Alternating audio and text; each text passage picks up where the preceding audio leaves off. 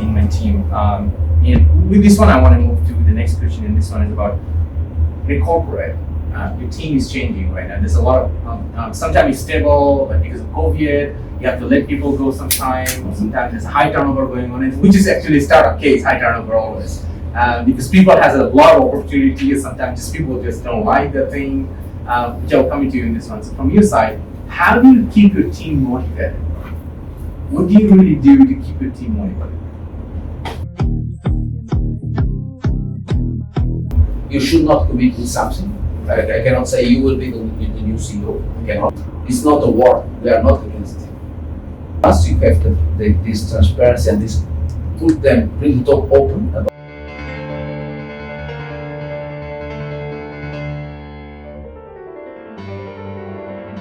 Just with a proper communication, very transparent about the future opportunities or not. It's about showing that this is a long-term winning relation. Company like my company, definitely, if they want to win more money quicker, it's not there. Definitely not.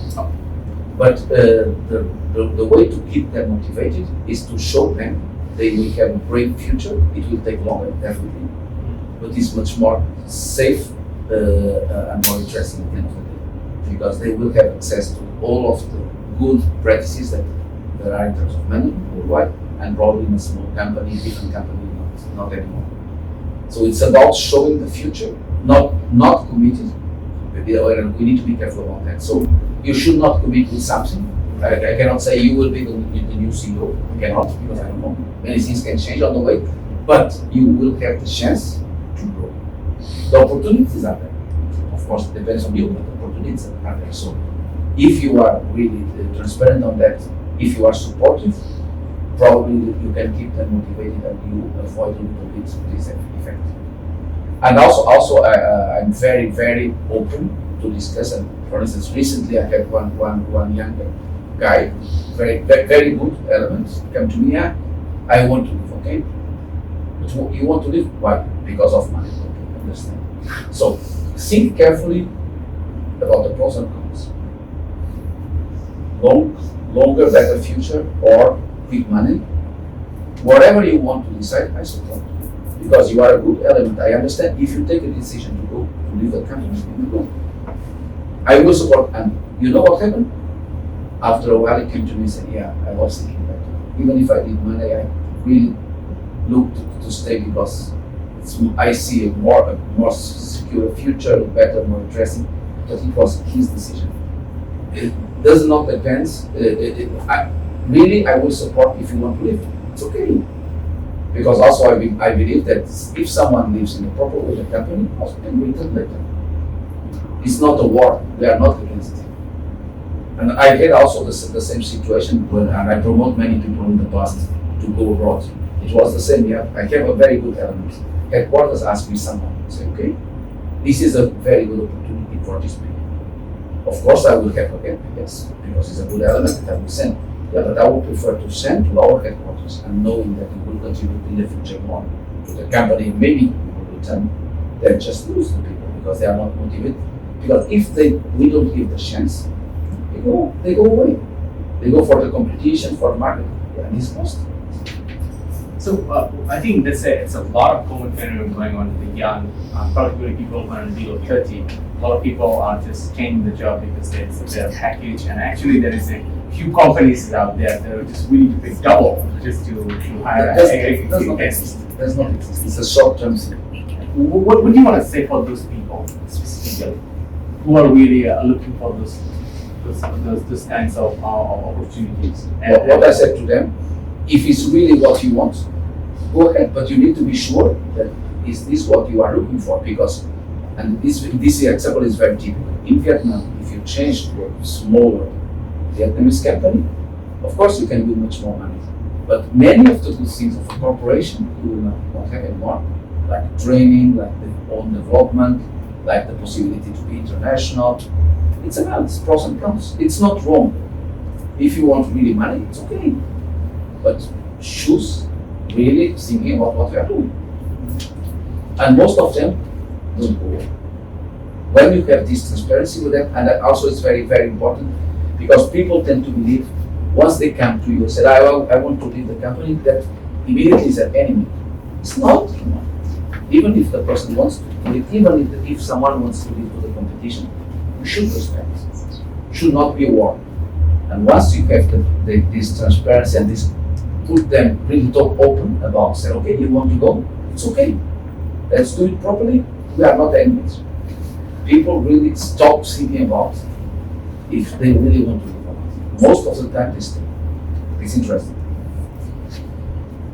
So how do you see it in startup environment when there is a high turnover and there's a lot of startup or basically trying to grab a lot of good people from each other and then strategy? How do you see it?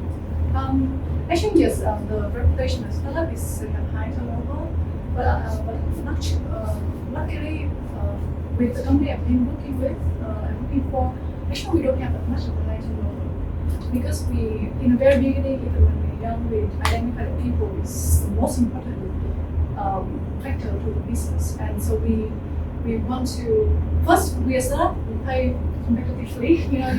You know, sometimes some startup company don't pay very well, and people leave, especially for young people. They still have that urge of making more money. You can't go against that urge. So you pay competitively. Have a performance bonus structure where if the company will grow well, perform well, they get more. So they buy into that goal-driven of the company. And I think very important is that people always have to see a chance to grow, like Masud said. In startup or in corporate, in any environment, people have to see that they can grow with this company.